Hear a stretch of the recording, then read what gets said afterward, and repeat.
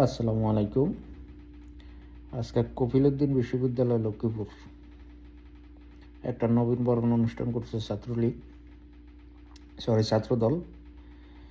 তো নবীনবরণ অনুষ্ঠানে আপনার এই কি যেন ছাত্ররা থাকবো তো সামনে নাকি, তা আমরা দেখলাম কি 100-200 নেতা মানে সামনে নেতা কর্মী এর কি 5 তারিখের পরে। তো এই যে মানে এটা তো ছাত্রদের জন্য এই প্রোগ্রামটা করা হয়েছে। ছাত্রদের যদি প্রোগ্রাম করা হয়, ছাত্ররা অবশ্যই সামনে থাকবে। তারা যারা শিক্ষিত লোক বা যারা মেহমান, তারা কি বলে এগুলো শুনব। তাদেরকে একটা গাইডলাইন দেওয়া, নতুন ছাত্রদেরকে নবীনবরণ করে শিক্ষার বিষয়ে তাদের কিছু কথাবার্তা বলা, যা থেকে তারা শিখতে পারে। কিন্তু আমরা দেখলাম কি, সামনে বসা 200-400 নেতা, পিছনে ছাত্রছাত্রী আছে কিনা আমরা জানি না, কারণ প্লেসটা দেখা যায় না নাচ গান বাজনার জন্য।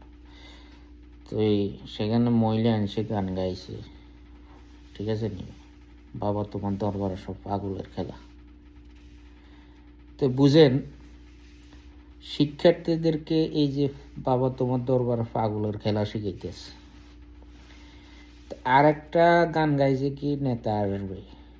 আচ্ছা, শিক্ষার্থীরা এনে গেছে কি মানে নেতা আসবে গান শুনতে, নাকি তাদেরকে একটা শিক্ষণীয় বিষয় শোনার জন্য তারা সেখানে গেছে? তাদেরকে নবীনবরণ করার উদ্দেশ্য কি? রাজনীতি করা। রাজনৈতিক মেসেজ দিব, এটা ভালো কথা, সেটা দেওয়াই যায়। কিন্তু আপনার সারাদিন গাছ মাছ না করে নেতা আসবে এই গান যদি শোনায়, তাহলে শিক্ষার্থীরা যে শিখবে, তাদেরকে যে গাইডলাইনটা দিবে, নবীনবরণের অনুষ্ঠানটা যে করবে, তারা সেখান থেকে তো কিছু শিক্ষা অর্জন করতে হবে, নাকি সেই কথাগুলো তো বলতে হবে। আমরা দেখি না সে কথাগুলো বলছে কিনা, কারণ সেগুলো প্রচারের থেকেও গান বাজনা যেটা, এগুলো হাইলাইটস করে প্রচার করা হয়েছে। বাকি কথা বলছে কিনা আমরা দেখি নাই। এই ধরনের ভিডিও এখনো পর্যন্ত আসে নাই। বিএনপির যে কফিলউদ্দিনের যে প্রোগ্রামটা যারা সেলফ প্রচার করছে, তারা এই ধরনের বিষয়গুলো প্রচার করে নাই। তো এই অপসংস্কৃতিগুলোই প্রচার তারা বেশি বেশি করে করছে। জাতিকে তারা কি মেসেজ দিচ্ছে, শিক্ষার্থীদেরকে তারা কি মেসেজ দিচ্ছে, এখনো পর্যন্ত আমরা ক্লিয়ার হইতে পারি না। আমরা মনে হয় সমালোচনা করে তাদেরকে ফিরিয়ে আনতে পারতেছি না। দিন যত যাচ্ছে তারা ততই তারা আপনার ওই যে পূর্বের সংস্কৃতি তারা ধরে রাখার চেষ্টা করতেছে। তারা বারবার সেই পুরনো কিচ্ছা কাহিনী, সেই পুরনো অপসংস্কৃতির মধ্যে ডুবে যেতে চায়। কিন্তু আমরা বলছি, এই তরুণ প্রজন্ম সেটি মেনে নেবে না। তরুণ প্রজন্মের চাওয়া হলো নতুন করে দেশকে গঠন করা, দেশের উন্নয়ন, মানুষের কল্যাণে কাজ করা। এই ধরনের কাজগুলো এই তরুণরা দেখতে চায়। আমরা বিশ্বাস করি আগামীর রাজনীতি হবে সুস্থ, সংস্কৃতি সুন্দর, যেগুলো হয়, যেগুলো করলে ছাত্রদের উপকার হয়, যেগুলো করলে মানুষের উপকার হয়, দেশ এবং জাতির উপকার হয়, দেশ উন্নয়নের দিকে চলে।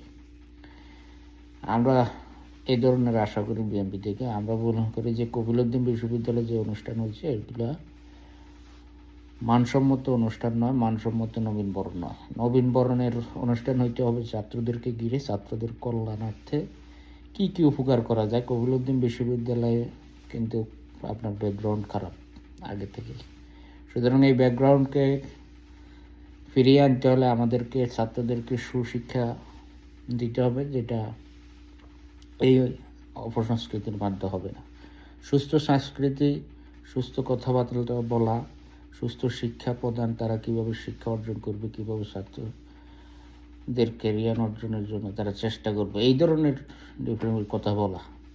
কিন্তু আমরা দেখছি এই ধরনের কথা না বলে তাদেরকে কিভাবে বাবা তোর দরবার এই ধরনের গান শোনানো হচ্ছে, নেতা আসবে এই ধরনের গান শোনানো হচ্ছে। নেতা আসবে কি যাবে এটা ছাত্রদের বিষয় না। ছাত্ররা যদি নেতা ভালো করে, ছাত্ররা অবশ্যই সাপোর্ট করবে, আর যদি নেতা খারাপ করে, ছাত্ররা অবশ্যই তার প্রতিবাদ করবে। তো এই ধরনের গান শুনিয়ে আগামী প্রজন্মকে বিপদগ্রস্ত দিকে ঠেলে না দিয়ে তাদেরকে কীভাবে শিক্ষা এবং ক্যারিয়ার অর্জন করা যায় এই ধরনের বাস্তবমুখী কিছু কথা বলা এবং তাদেরকে গাইডলাইন দেওয়া হইল প্রত্যেকটি দলের কাজ। আমরা এটা উদারতা আহ্বান করব, সামনের যে প্রোগ্রামগুলো হবে অবশ্যই যেন সুন্দর এবং সংস্কৃতি গাইডলাইন আকারে প্রোগ্রাম হয়। নাচানাচি কুদাকুদি, সামনে নেতাকর্মীদের উর্জে পড়াবে এটা যাতে না থাকে। 2-4 জন বেশি থাকবে, তারা বাউন্ডারি থাকবে, বিভিন্ন আশেপাশে স্বেচ্ছাসেবকের কাজ করবে। এটা হইল কর্মীদের কাজ। সেখানে গিয়ে কুদা নাচাও, তাহলে ছাত্ররা এখান থেকে শিক্ষা নিতে পারবে না। এটা অনুরোধ থাকবে, আশা করি। সালামু আলাইকুম।